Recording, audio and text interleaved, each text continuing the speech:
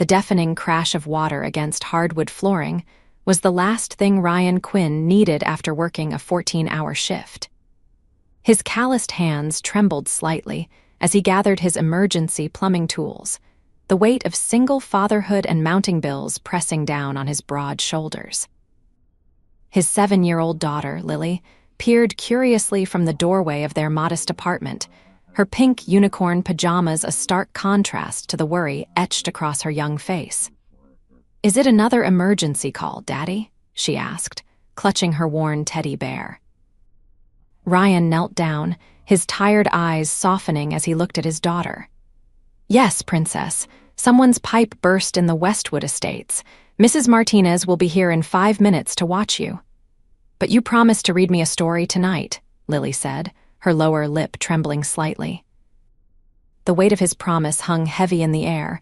Ryan gently tucked a strand of hair behind her ear. "I know, sweetheart, and I will when I get back, no matter how late. Pinky promise." He extended his pinky finger, which Lily wrapped with her much smaller one. "Is this person rich, Daddy?" "Will they pay you lots of money?" Lily asked with the innocent practicality that often surprised him. Ryan smiled, though his chest tightened. The past few months had been particularly tough since losing his position at the plumbing company and striking out on his own. Emergency calls were their lifeline now. "I hope so, Lil. Now give me a hug for good luck." After Mrs. Martinez arrived and Ryan had kissed Lily goodnight, he loaded his tools into his weathered pickup truck. The engine protested briefly before rumbling to life, another reminder of the repairs he couldn't afford to make. The radio crackled with late-night talk shows as he navigated the 15-minute drive to Westwood Estates, an exclusive gated community where homes started at 7 figures.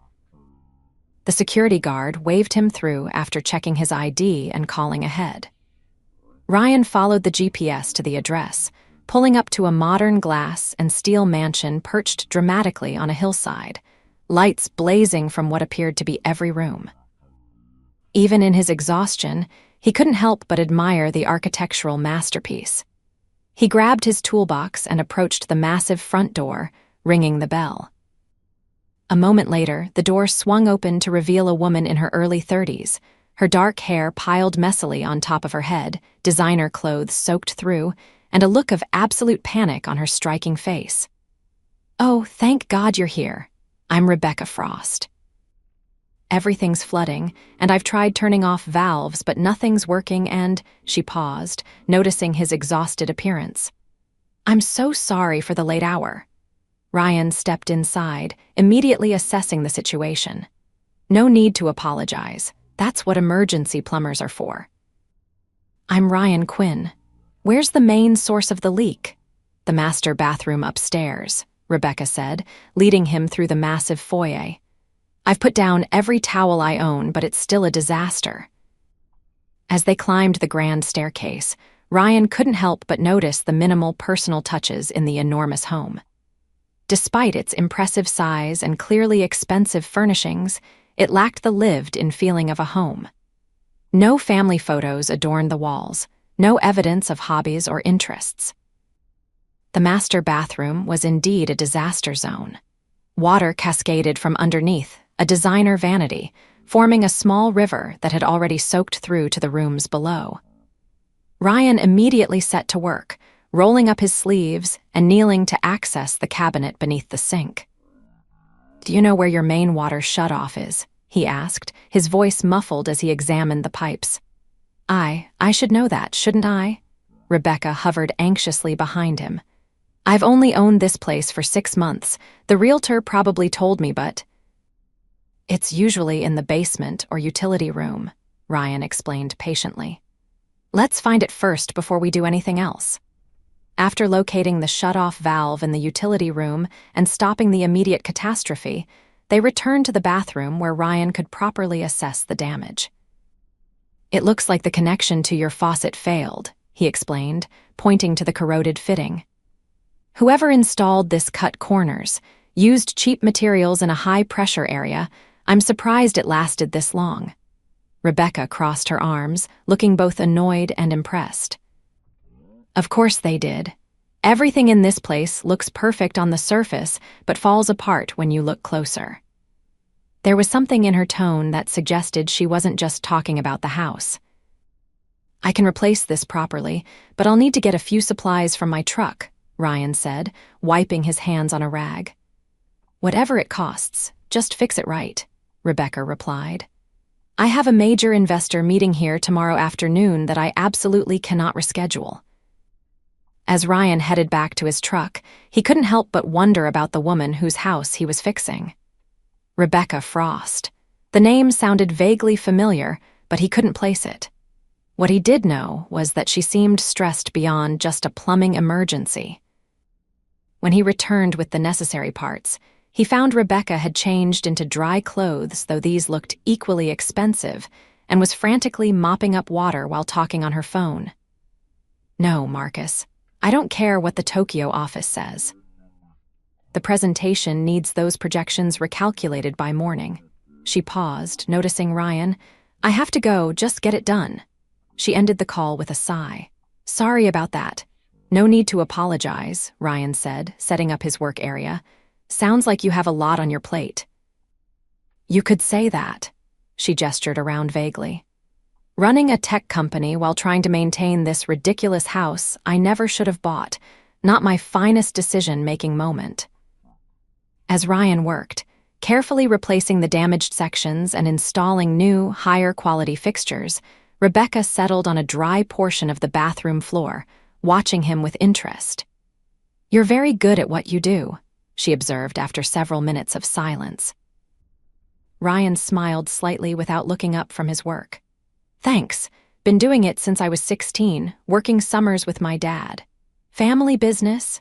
It was, Ryan replied, his voice softening. Dad passed away 3 years ago. I worked for Johnson Plumbing until last year when they downsized. Now I'm independent for better or worse. I'm sorry about your dad, Rebecca said genuinely, and going independent is brave. I started my company from my garage apartment 7 years ago. Ryan glanced up, finally placing where he'd heard her name. Wait Frost Innovations, the software company. Rebecca nodded, looking both pleased and slightly embarrassed at being recognized. That's me. Though most days I feel like I'm still in that garage, just with more people depending on me now. As he worked, Ryan found himself sharing more than he typically would with a client. He told her about Lily, about his wife who had left them when Lily was just a baby, about his struggles to build a client base while being both a business owner and a single father. In turn, Rebecca opened up about her own journey, her working-class upbringing, the scholarship that had changed her life, and the relentless work ethic that had built her company from nothing to a valuation of over $2 billion. Yet despite her success, she admitted to feeling increasingly isolated. Everyone wants something from me now, she said, handing Ryan a wrench when he reached for it. They see the money, the company, the house, not me. That's partly why I bought this ridiculous place. I thought it was what successful people were supposed to do. And is it? Ryan asked, tightening the final connection. Rebecca laughed, the sound warming the cavernous bathroom. God, no. It's too big, too empty, and apparently has terrible plumbing. By the time Ryan finished the repair, it was nearly 2 a.m. He was exhausted but satisfied with the work. The new connections were properly sealed, the water pressure tested and perfect, and he'd even fixed a minor issue with the toilet that Rebecca hadn't mentioned. You didn't have to do the extra work, she said as she walked him to the door. It needed doing, Ryan shrugged. And that's how I build my business, do the job right, maybe get a recommendation or two. When it came time to pay, Rebecca insisted on doubling his quoted rate. For the emergency hours and exceptional work, she said firmly when he tried to protest. As Ryan drove home, the generous payment safely deposited through his mobile banking app, he found himself thinking about Rebecca Frost. Behind the successful businesswoman facade, he'd glimpsed something familiar: loneliness. It resonated with him more than he cared to admit. Mrs. Martinez was dozing on the couch when he returned. After thanking her and seeing her out, Ryan peeked in on Lily, who was sound asleep, her teddy bear clutched tight. Though exhausted, he remembered his promise and gently sat on the edge of her bed. "Daddy," Lily murmured, half asleep. "I promised you a story, Princess," Ryan whispered, pulling out her favorite book. "Did you fix the rich person's pipes?" she asked, snuggling closer. "I did, and she paid us very well." He stroked his daughter's hair. "Now, where were we in the adventures of Princess Luna?" The next morning, Ryan woke to his phone ringing. Groggily, he checked the caller ID unknown number. "Ryan Quinn Plumbing," he answered, trying to sound more awake than he felt. "Mr. Quinn, this is Marcus Wells, calling on behalf of Rebecca Frost." The man's voice was crisp and professional. "Miss Frost was impressed with your work last night and would like to contract your services for a complete assessment and upgrade of the plumbing systems throughout her residence. Would you be available to discuss this opportunity?" Ryan sat up in bed, suddenly wide awake. A contract of that size could provide stability for months. "Yes, absolutely.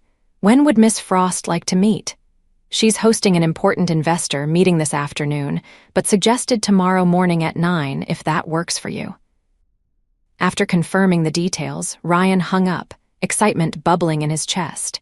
He found Lily in the kitchen, attempting to pour cereal without spilling. "Guess what, Lil?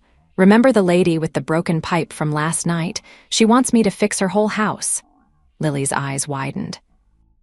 "The whole house? Is it a castle?" Ryan laughed, lifting her into a hug. "Pretty close, and it means Daddy will have work for a long time." The next morning, after dropping Lily at school, Ryan returned to the Westwood Estate mansion. This time, he took extra care with his appearance, wearing his newest jeans and a clean button-down shirt instead of his usual work clothes. This wasn't just an emergency call, it was potentially the biggest contract of his fledgling business. Rebecca greeted him at the door, looking completely different from the frazzled woman of 2 nights ago. Today, she was the picture of corporate success in a tailored pantsuit, her dark hair pulled back in a sleek ponytail, subtle makeup enhancing her already striking features. "Ryan, thank you for coming," she said, leading him to what appeared to be a home office. "I hope the hour isn't too early. My days tend to start before dawn." "Not at all. I'm an early riser myself, comes with having a 7-year-old alarm clock." He smiled, setting his tablet on the desk where she indicated. Rebecca's office, unlike the rest of the house, felt personal. Framed patents hung alongside industry awards, and a candid photo of a much younger Rebecca with an older couple, presumably her parents, sat on the desk. "So, I'll be direct," Rebecca began. "After your work the other night and some research into your reputation, I'd like to hire you to completely overhaul the plumbing in this place. I've had minor issues since moving in, and that burst pipe was the last straw." Ryan nodded, pulling up a notes template on his tablet. "I'd need to do a thorough inspection first, but based on what I saw the other night, I suspect whoever built this place prioritized aesthetics over functionality." "Story of my life lately," Rebecca muttered, then smiled. "Sorry, investor meetings always leave me cynical." "Yes, please do whatever assessment you need. The house is 13,000 square feet, with 8 bathrooms and 3 kitchens. Ryan managed to keep his expression neutral despite the mental calculation of the project's scope. This was easily 10 times larger than any job he'd taken on independently. They spent the next hour walking through the mansion, Ryan taking detailed notes of potential issues and areas needing immediate attention. Rebecca surprised him with her questions, intelligent and informed, showing she'd done her homework on plumbing systems overnight. "Most clients don't take this much interest in the technical details," Ryan commented as they examined a poorly designed shower installation. Rebecca shrugged. "I like understanding how things work. Plus, I grew up helping my dad with home repairs. We couldn't afford to call professionals." That detail, so at odds with her current wealth, humanized her further in Ryan's eyes. As they completed the tour in the kitchen, Rebecca offered him coffee. I should warn you it's about the only thing I can make without setting off smoke alarms, she said, pouring 2 mugs from an expensive-looking machine. Ryan accepted gratefully. Lily says my cooking isn't much better. We've been working through a kid's cookbook together on weekends. Last Sunday was pancake disasters. Rebecca smiled, leaning against the counter. She sounds wonderful. How do you manage it all running your business and raising her alone? One day at a time, Ryan replied honestly. It's not always pretty, but we make it work. My neighbor helps with childcare when I have emergency calls, and I schedule regular jobs during school hours when possible. That's impressive, Rebecca said, her admiration genuine. Balance is something I haven't mastered yet. They settled at the kitchen island, while Ryan outlined his preliminary assessment and proposed approach. What was meant to be a brief professional discussion evolved into a 2-hour conversation covering not just the project, but their personal journeys as well.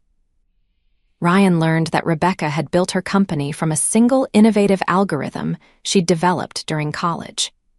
She discovered that Ryan had once dreamed of engineering before life circumstances pushed him toward the family trade. Their backgrounds couldn't have been more different, yet they shared a common resilience and work ethic that created an unexpected connection. I should let you get back to your day, Ryan finally said, gathering his notes. I can have a formal proposal to you by tomorrow. Actually, Rebecca said, checking her watch, I cleared my morning for this. If you don't have another appointment, I'd like to hear more about your ideas for the master bathroom renovation. Ryan hesitated only briefly before nodding. I have until school pickup at 3. They spent the rest of the morning in detailed discussion of the project, and when lunchtime arrived, Rebecca ordered food from a nearby restaurant. As they ate, the conversation shifted again to personal matters. Can I ask something personal? Rebecca ventured. How do you handle the isolation? Of single parenthood, I mean. Ryan considered the question. It was hardest right after my wife left. Lily was just 10 months old. I felt lost, like I was constantly failing at everything. But eventually, I built a support network: friends, neighbors, other single parents. It's still lonely sometimes, but different than before. Different how? Now I don't know, more like missing a piece rather than drowning. Lily fills so much of my heart, but there's still that space that wants adult connection. He looked slightly embarrassed. Sorry, that was probably more than you were asking. No, Rebecca said softly. It wasn't. I feel that same kind of loneliness, but without the benefit of having someone like Lily in my life. Success was my singular focus for so long that I woke up one day surrounded by all this. She gestured around the kitchen, and realized I had no one to share it with. There was a moment of charged silence before Ryan's phone chimed with a reminder. I should go prepare that proposal, he said, standing. Rebecca walked him to the door, their conversation returning to more professional topics. Just as he was leaving, she said, would it be too forward to ask if you and Lily might like to join me for dinner tomorrow? I promised to try that cookbook recipe you mentioned, pancakes. I figure having an experienced pancake disaster survivor might help. Ryan hesitated, surprised by the invitation. That's very kind, but it's not a condition of the contract, Rebecca added quickly. That's yours regardless. I just enjoyed talking with you, and I'd like to meet Lily, but I completely understand if it's inappropriate. No, it's not that, Ryan assured her.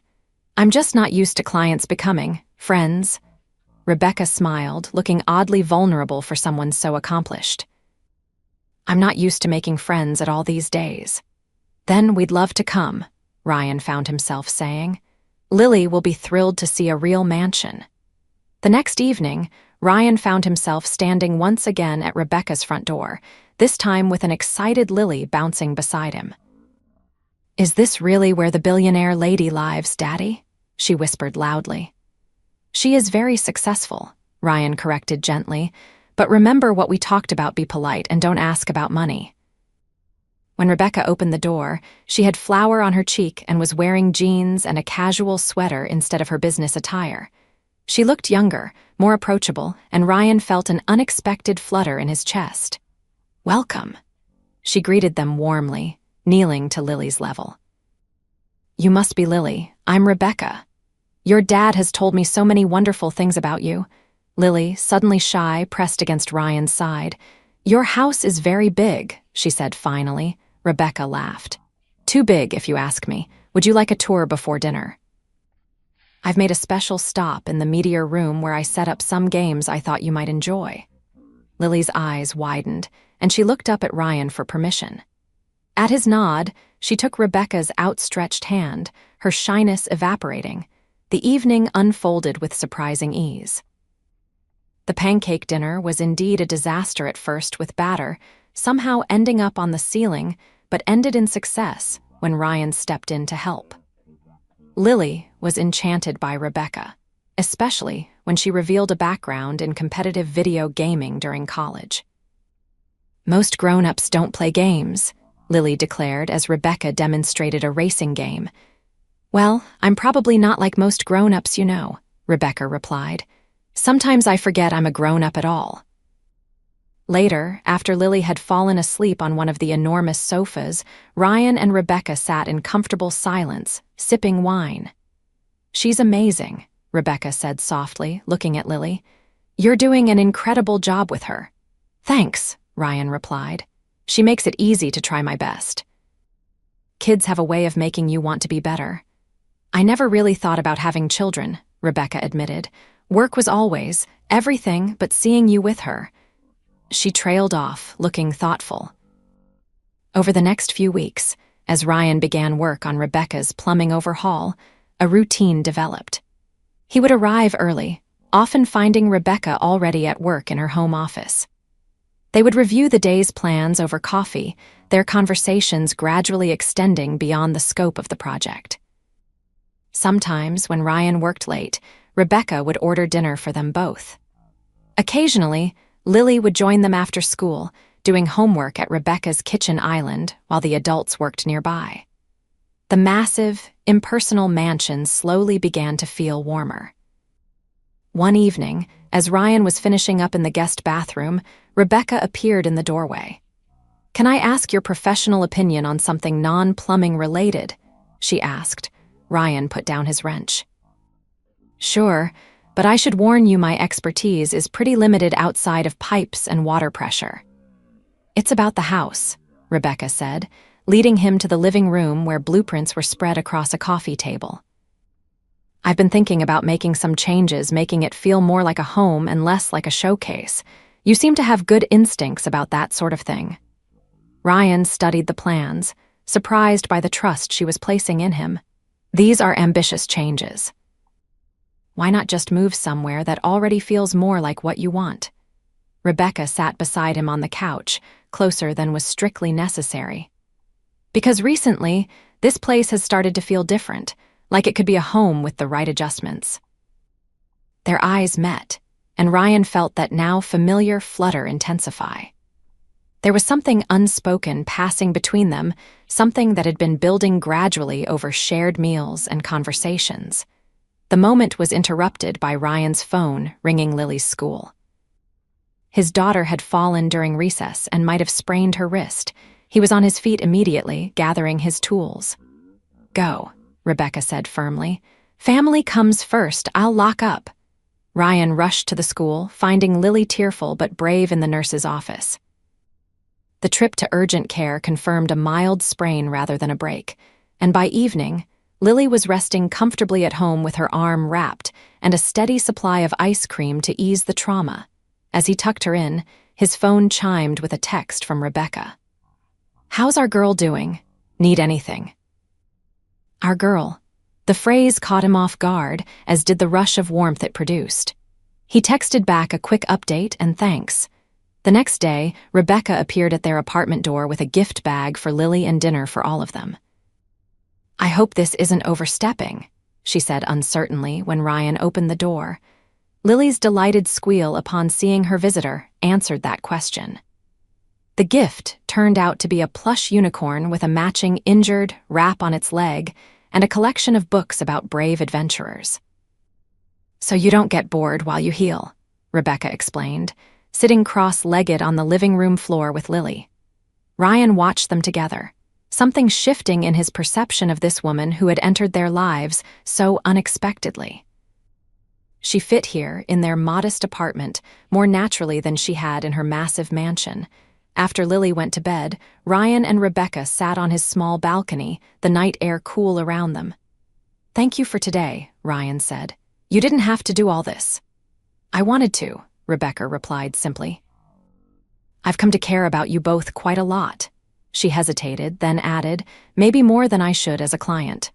Ryan turned to face her, his heart racing. "I stopped thinking of you as just a client weeks ago."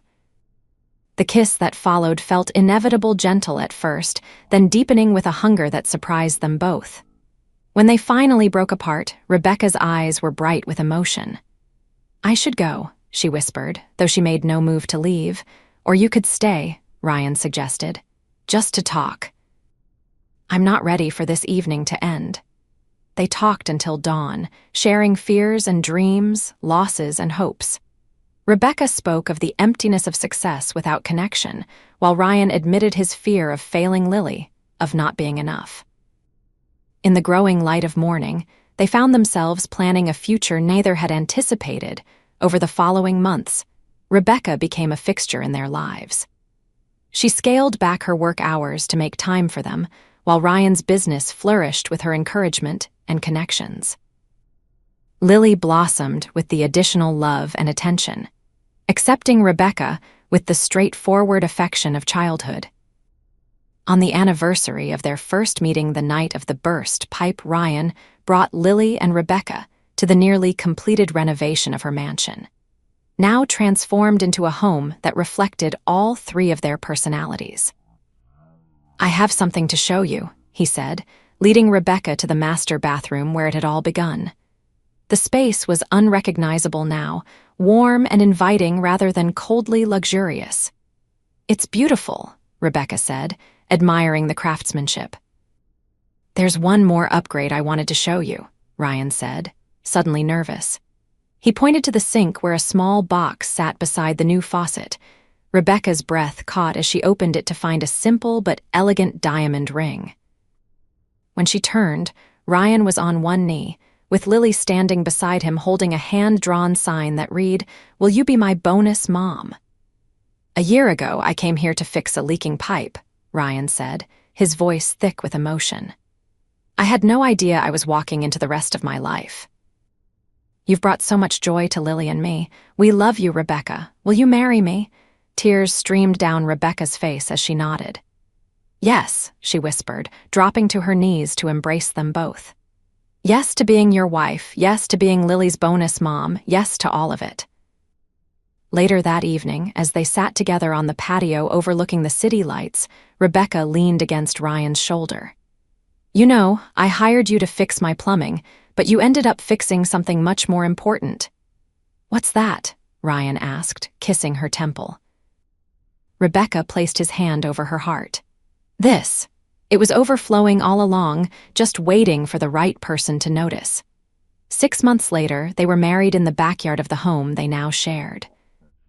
The mansion had been sold, and they had purchased a comfortable house in a family-friendly neighborhood, large enough for their needs, but small enough to feel like a home. At the reception, Lily delighted guests with her version of their love story. "My daddy fixed a rich lady's pipes, and then she helped fix our hearts, and now we're all living happily ever after." As evening fell and they shared their first dance as husband and wife, Ryan held Rebecca close. "Who would have thought a midnight plumbing emergency would lead to this?" Rebecca smiled, the happiness in her eyes reflecting his own. "I think some leaks are meant to happen exactly when and where they do." And as they danced beneath the stars, surrounded by friends and family, both knew that the unexpected flood that had brought them together had been the beginning of the most beautiful journey of their lives, one they would continue together, one day at a time, their hearts overflowing with love.